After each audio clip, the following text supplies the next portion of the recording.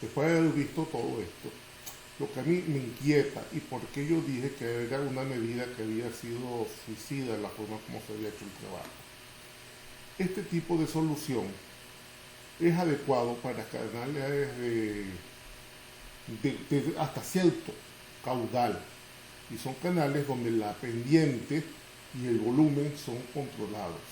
En cursos de agua naturales y sobre todo en los ríos, esta no es la mejor solución y voy a explicar por qué. Cada una de estas curvas que hace normalmente un río, eso tiene el nombre de meandro. Los meandros de un río no son casualidad, no son caprichos de la naturaleza.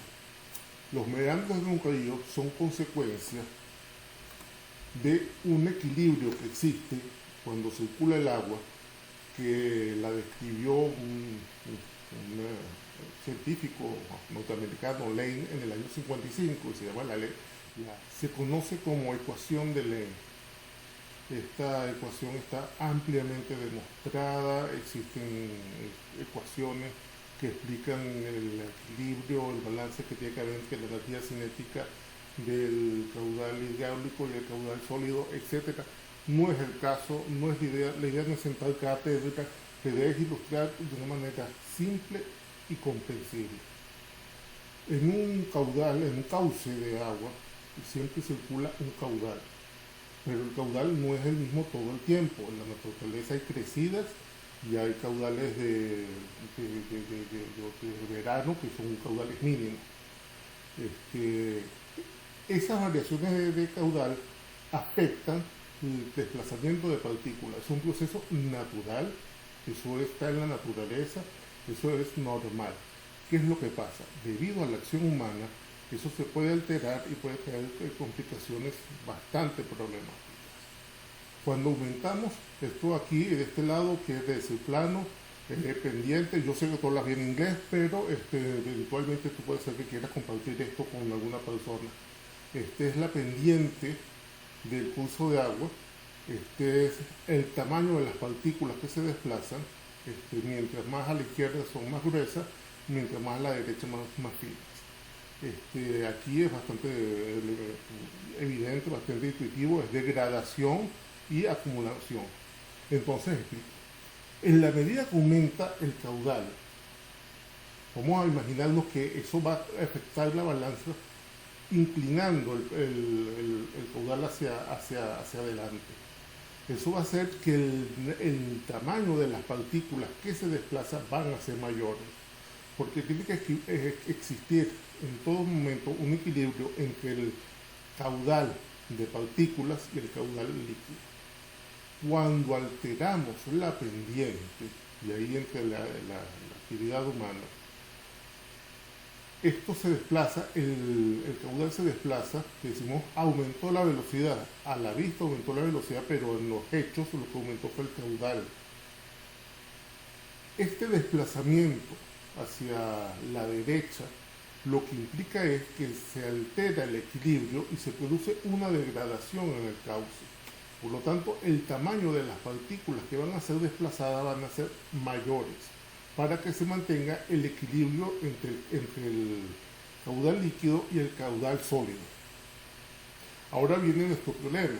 ¿De dónde salen las partículas? Las partículas no se desprenden uniformemente del lecho del curso de agua. Las partículas se desprenden del lugar donde la energía del río se disipa con mayor facilidad. Eso tiene toda una serie de justificaciones físicas que pueden consultar la bibliografía, pero no tiene sentido entrar en cálculos de ecuaciones. Es un principio: mayor caudal, mayor cantidad de partículas. ¿Qué es lo que sucede? Si yo voy a traer esta imagen para acá y te la voy a mostrar, cuando se forma un meandro, el volumen de agua toma las partículas, es de la parte que está enfrentada directa al caudal. Si la parte de acá es aguas arriba, ¿de dónde viene el agua? Entonces, en la parte que está frente, que enfrenta el flujo del agua, es lo que se llama dique, arrastra las partículas y del otro lado tiene otro nombre, pero generalmente la gente le dice la playa porque se forma, es una pendiente mucho más suave y se forman depósitos de arenas. Le dicen vega, le dicen playa, le dicen barra, le dicen de muchas maneras. Lo que a mí me preocupa es que con la solución que ustedes han colocado, que colocó la empresa contratista, esta parte de acá, aquí con esta, en un meandro, cuando circula el agua, la, la pared que está enfrentada al flujo del agua es donde se produce la erosión, mientras que del otro lado se produce la sedimentación. En este caso, el agua que fluye va a golpear contra esta pared y de este lado se sedimentaría y lo mismo sucede de este lado y de este lado. ¿Qué es lo que sucede? Esta estructura que está aquí está en riesgo y esta vialidad que está acá está en riesgo. Estos terrenos, esta zona, están en riesgo de sufrir un daño semejante a esto. ¿Qué es lo que sucede? El agua empieza a tomar partículas de la parte inferior y se producen deslizamientos verticales como estos que están acá. Obviamente la estabilidad del material no permite que estos taludes verticales permanezcan mucho tiempo, entonces se van a producir deslizamientos para recuperar el ángulo de reposo de ese material. Sobre todo que por efecto de la lluvia el peso va a alterar la estabilidad de todo eso. Entonces, para evitar que se produzcan problemas de ese tipo, esta es la explicación de lo que sucedería en el tiempo. Se empieza a erosionar la pared sobre la cual choca el agua y al final se termina produciendo un fenómeno que en algunos lados llaman Madre Vieja, llaman el Río Viejo. Cada zona le da un nombre diferente en Hispanoamérica, pero el caso es que se producen este tipo de problemas. Esto sucede cuando la estabilidad del río ha cambiado. Eso sucede en la naturaleza, es algo que es normal, pero son procesos de cientos de años. Cuando el hombre interviene y altera los taludes y altera la velocidad de circulación del agua, con medidas como esta que por aquí la vi, lo que va a suceder es que la cantidad de partículas que se van a arrastrar va a ser mucho mayor y entonces eso va a significar pérdida. Aquí estos terrenos van a ir por los años cediendo y esta playa, esta nariz va a seguir avanzando hacia allá. Eso va a suceder cuando son terrenos agrícolas. Mira, es una pena para el productor, pero al final de cuentas eso no es necesariamente una tragedia. Pero cuando hablamos de infraestructura que implica el riesgo de vida humana, viviendas, puentes, vialidades, ahí es que la historia cambia. En efecto, los videos que he visto y las fotos me indican que se ha suavizado el talud de los terraplenes. Pero una cosa es el talud del terraplén, la pendiente del terraplén, y otra cosa es la pendiente hidráulica del curso de agua. Desde el momento que dicen que ha aumentado la velocidad, quiere decir que se ha aumentado el caudal. Eso se va a reflejar en problemas como este que está aquí. A mí me llamó la atención de que precisamente el tipo de problema que quieren corregir es el que van a favorecer, porque suavizando la pendiente de los taludes, lo que va a suceder es que todas estas curvas que han suavizado van a perder partículas, se van a ser erosionadas y se van a producir deslizamientos como este. En el caso de aquí hay una infraestructura importante. Yo la vi, dame un instante, está acá, aquí en este sitio estamos viendo que está lo que se está poniendo lo que está tratando de solucionarse es el riesgo que sufre estas infraestructuras utilizadas por el ser humano. Si este talud se suaviza con las palas y no se hace una debida protección, estas protecciones, mira, no creo que hayan sido inefectivas. Lo que pasa es que no sufrieron, no se les hizo un mantenimiento adecuado. Quedaron en la obsolescencia, ya perdieron, se acabó su vida útil. Pero hay que hacer una nueva solución de protección de la berma, del borde de lo que es el talud que está haciendo. Normalmente lo que se coloca son piedras, se hace un enrocado, pero eso es trasladar el problema. Cuando, por lo menos aquí en el puente este, sí es imperante hacer una protección o se hace una nueva barrera con pilotes, o se suaviza el talud y se coloca piedra.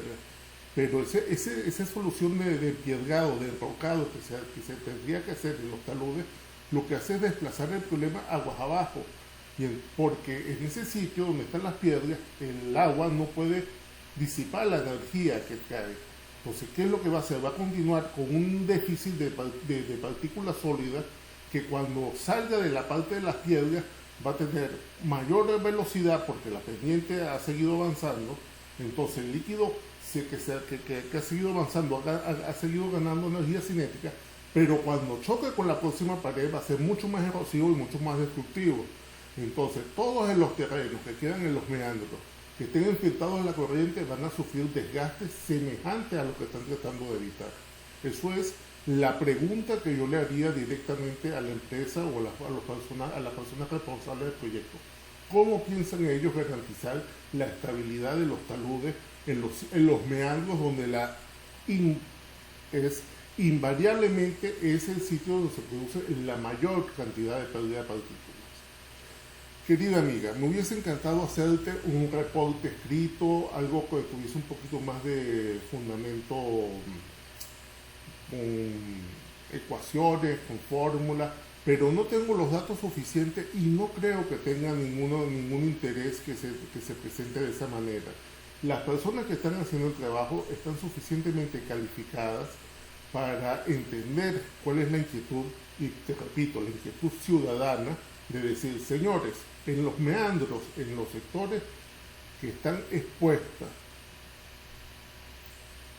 al curso, al choque del avance del agua, que son estas partes de acá, es donde se ocurre la mayor cantidad de desprendimiento de partículas y donde se produce el derrumbe de esta forma. ¿Cómo piensan ellos? ¿Qué tipo de protección de talud piensan hacer? Si, te repito, si lo que se hace es un enrocado, estoy haciendo una traducción literal del francés, no me viene la palabra empiedgado, espero que es la palabra correcta. Si se hace un empiedgado de los taludes, sirve, pero queda claro que lo que se está haciendo es trasladando el problema que se va a reportar a sitios donde no se han hecho las protecciones adecuadas, producto de que simplemente no hay infraestructuras en proyecto. Mi opinión personal es que en los meandros, en estas partes, no se debería tocar la vegetación existente, porque mal que bien ha sido una barrera que ha permitido una estabilidad en el tiempo que no se va a recuperar sembrando arbustos, sembrando gramitas, sembrando hierba o poniendo una fibra geotextil de tipo vegetal, de coco, de yute, que las hay tanto, hay muchísimas soluciones, pero ninguna de esas soluciones va a reemplazar a lo que es una banda ribereña, imagínate tu banda ribereña, a lo que es una barrera natural, arbustiva, arborescente natural en el borde de un río. Te mando un abrazo, te aprecio mucho, te quiero, cuídate y espero que de algo sirva lo que te enviaron. Un abrazo.